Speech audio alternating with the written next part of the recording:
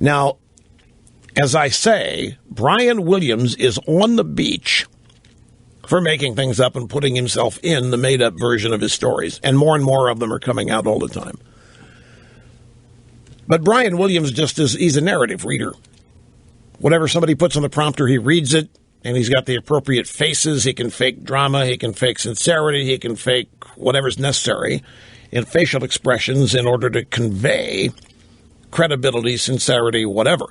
But other than that, he has no real power over our lives unless we choose to let him by tuning in and believing whatever it is he's saying. But Obama has far more power over our lives, and he's making things up left and right. You know, Mrs. Clinton, I'm not opposed to all this scrutiny on Brian Williams. Don't misunderstand, but there is a sense of proportion missing here. You look at Hillary. Hillary Clinton documented to have made it up about dodging sniper fire when landing in a war zone in Afghanistan.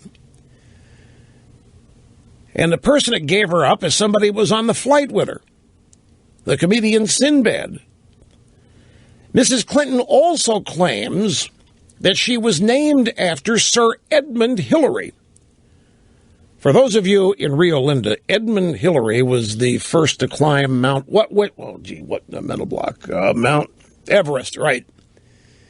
And Hillary was in an audience in Chicago, and she was telling everybody that she was named after this famous guy, Edmund Hillary. The problem was that Mrs. Clinton was born before the guy ever climbed Mount Everest. Nobody knew who the guy was when Mrs. Clinton was born. It is therefore impossible for her to be named after him.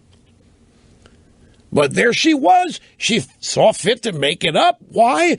She thought it would give her added credibility, I guess. And then there's the big whopper. Mrs. Clinton was telling everybody that on the morning of 9/11, her daughter Chelsea was taking a stroll on the streets of New York, very, very close to the World Trade Center. And she almost died. She was very lucky to see what was coming, get out of there in the nick of time. Well, it turns out that's not true either, and we know that because Chelsea herself blew the whistle on it inadvertently by, in her own event, memoir, whatever, I don't know, she was writing about where she was on that fateful day without consulting her mother. She admitted that she was at a friend's apartment, nowhere near the World Trade Center. And yet, there's Hillary making it up. Hillary also helped concoct the lie that it was a video that led to the death of our ambassador in Benghazi. She worked with Obama concocting that lie. Now, these people make up lies, and nobody seems to be worried about it. Not nearly the attention that Brian Williams is getting.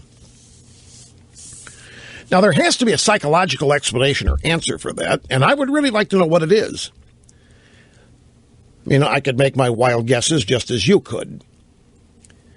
And some of the answers I'd concoct are troubling. People just have implicit trust in Democrats. People place implicit trust in representatives of the state, the government, so forth. Obama himself, he is no stranger to whoppers. One of the things that Obama has made up over the years, he claimed that his beloved mother died of cancer because she couldn't get treatment because she didn't have health insurance. He told this whopper during the early days of trying to sell Obamacare.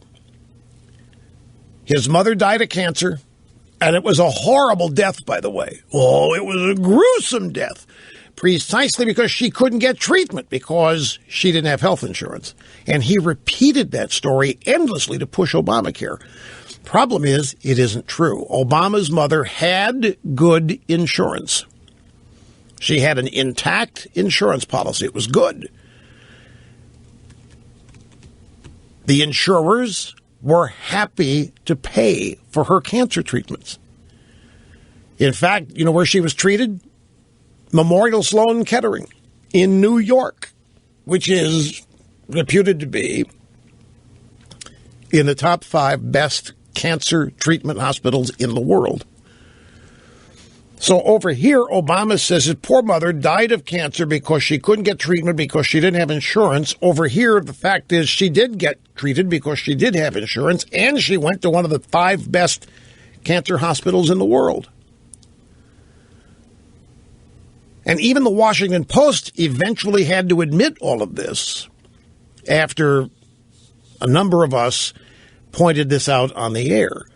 So, yet, how about the lie you like your doctor, you keep your doctor?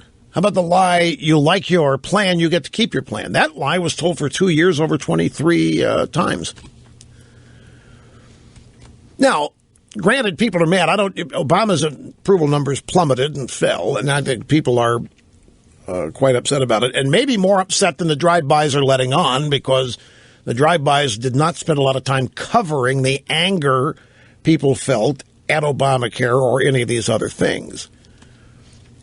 So it may well be that there's just as much disgust and anger with Hillary and Obama over their lies as there is with Brian Williams. It's just a difference in media treatment and media coverage. But man, there's a huge sense of proportion missing in all of this, Brian Williams versus these other guys.